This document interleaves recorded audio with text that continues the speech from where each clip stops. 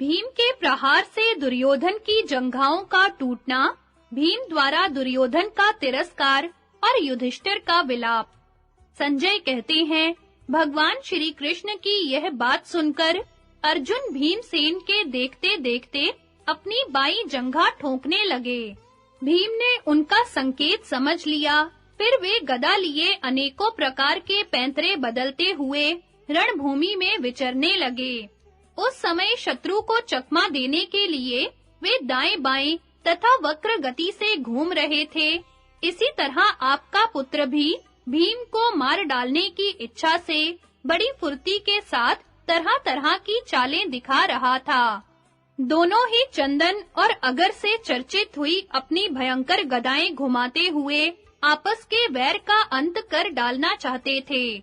जब उनकी गदाएं टकराती तो आग की लपटें निकलने लगती थी और उनसे वज्रपात के समान भयंकर आवाज होती थी।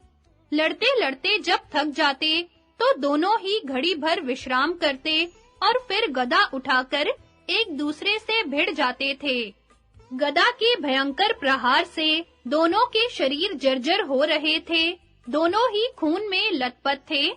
उन्हें देखकर ऐसा जान पड़ता था मानो हिमालय पर ढाक के दो वृक्ष फूले हुए हों। अर्जुन ने भीम को जो इशारा किया उसे दुर्योधन भी कुछ-कुछ समझ गया था। इसलिए वह सहसा उनके पास से दूर हट गया।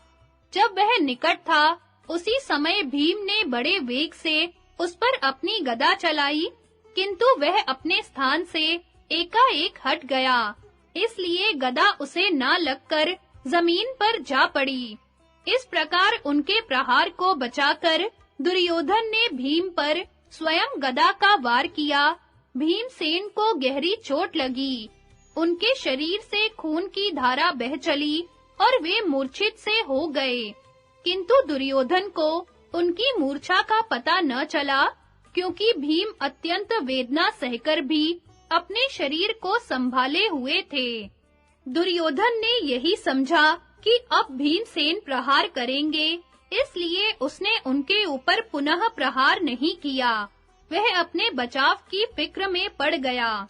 थोड़ी ही देर में जब भीमसेन पूरी तरह संभल गए, तो उन्होंने दुर्योधन पर बड़े वेग से आक्रमण किया। उन्हें क्रोध में भरकर आते देख दुर्योधन ने पुनः उनके प्रहार को व्यर्थ करने का विचार किया और अवस्थान नामक दांव खेल भीम को धोखे में डालने के लिए ऊपर उछल जाना चाहा। भीमसेन उसका मनोभाव ताड़ गए थे, इसलिए सिंह के समान गर्जना करके उसके ऊपर टूट पड़े। अब वह कूदना ही चाहता था कि भीम ने उसकी जांघों पर बड़े वेग से गदा मारी। उस वज्र सरीखी गदा ने आपके पुत्र की दोनों जांघें तोड़ डाली और वह आर्तनाद करता हुआ जमीन पर गिर पड़ा। जो एक दिन संपूर्ण राजाओं का राजा था, उस वीरवर दुर्योधन के गिरते ही बड़े जोर की आंधी चली, बिजली कौंधने लगी, धूल की वर्षा शुरू हो गई तथा वृक्षों और पर्वतों सहित सारी पृथ्वी कांप उठी। धूल के साथ रक्त की भी वर्षा होने लगी। आकाश में यक्षों, राक्षसों तथा पिशाचों का कोलाहल सुनाई देने लगा। बहुत से हाथ पैरों वाले भयंकर कबंध नाचने लगे। कुओं और तालाबों में खून उफनाने लगा। नदियां अपने उद्गम की ओर बहने लगी। स्त्रियों में पुरुषों का और पुरुषों में स्त्रियों का सा भाव आ गया। इस तरह नाना प्रकार के अद्भुत उत्पात दिखाई देने लगे। देवता, गंधर्व, अप्सराएं, सिद्ध तथा चारण लोग आपके दोनों पुत्रों के अद्भुत संग्राम की चर्चा करते हुए जहां से आए थे वहीं चले गए।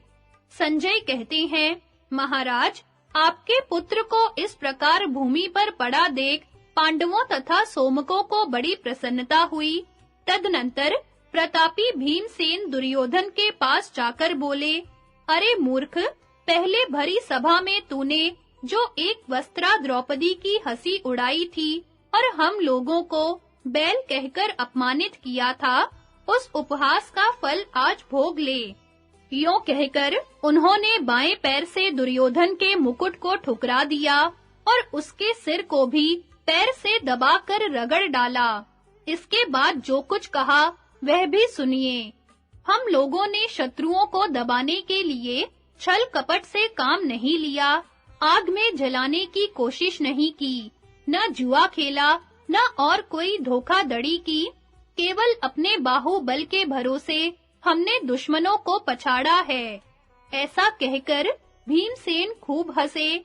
फिर युधिष्ठिर, श्री कृष्ण, अर्जुन, नकुल, सहदेव तथा सृंजय वीरों से धीरे-धीरे बोले, आप लोग देखते हैं ना, जो रथस्वला अवस्था में द्रौपदी को सभा के भीतर घसीट लाए थे, वे धृतराष्ट्र के सभी पुत्र पांडवों के हाथ से मारे गए। यह द्रुपद कुमारी की तपस्या का फल है, जिन्होंने हमें तैलहीन तिल के समान सारहीन कहा था। उन सबको सेवकों और संबंधियों सहित मौत के घाट उतार दिया गया।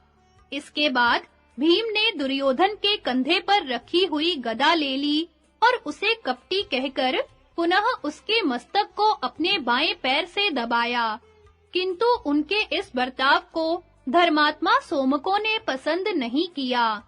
उस समय धर्मराज युधिष्ठिर ने भी उनसे कहा, भैया भीम, तुमने अपने वैर का बदला ले लिया, तुम्हारी प्रतिज्ञा भी पूरी हो गई, अब तो शांत हो जाओ।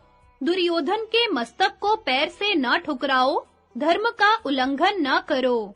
एक दिन यह 11 अक्षौहिणी सेना का स्वामी था और कौरवों का राजा था। अब अपना कुटुंबी रहा है, अतः पैर से इसका स्पर्श नहीं करना चाहिए। इसके भाई और मंत्री मारे गए, सेना भी नष्ट हो गई और स्वयं भी युद्ध में मारा गया।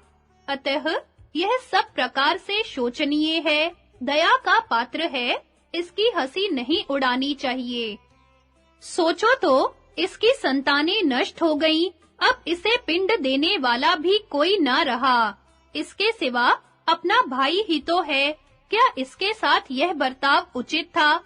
इसे पैरों से ठुकराकर तुमने न्याय नहीं किया है। भीमसेन, तुम्हें तो लोग धार्मिक बताते हैं, फिर तुम क्यों राजा का अपमान करते हो? भीमसेन से ऐसा कहकर युधिष्ठिर दुर्योधन के निकट गए और बहुत दुख प्रकट करते हुए गदगद कंठ से बोले, तात, तुम हम लोगों पर क्रोध न करना, अपने लिए भी शोक न करना, क्योंकि सब प्राणियों को अपने पूर्व जन्म में किए हुए कर्मों का ही भयंकर परिणाम भोगना पड़ता है। तुमने अपने ही अपराध से इतना बड़ा संकट मोल लिया है। लोभ, मद और मूर्खता के कारण मित्रों, भाइयों, चाचाओं, पुत्रों तथा पौत्रों को मरवाकर अंत में तुम स्वयं भी मौत के मुख में जा पड़े। तुम्हारे ही अपराध से हमें तुम्हारे महारथी भाइयों तथा अन्य कुटुंबियों का वध करना पड़ा है। वास्तव में प्रारब्ध को कोई टाल नहीं सकता। भैया, तुम्हें अपने आत्मा के कल्याण के विषय में शोक नहीं करना चाहिए। तुम्हारी मृत्यु इतनी उत्तम हुई है, जिसकी दूसरे लोग इच्छा करते हैं। इस समय तो हम ही लोग सब तरह से शोक के योग्य हो गए, क्योंकि अब हमें अपने प्यारे बंधुओं के वियोग में बड़े दुख के साथ जीवन बिताना होगा। जब भाइयों, पुत्रों और पौत्रों की विधवा स्त्रियां शोक में डूबी हुई हमारे सामने आएंगी, उस समय हम कैसे उनकी ओर देख सकेंगे? राजन, तुमने तो अकेले स्वर्ग की राह ली है, निश्चय ही तुम्हें स्वर्ग में स्थान मिलेगा। यह कहकर धर्मपुत्र युधिष्ठिर शोक से आतुर हो गए और लंबी-लंबी सांसें भरते हुए देर तक विलाप करते रहे।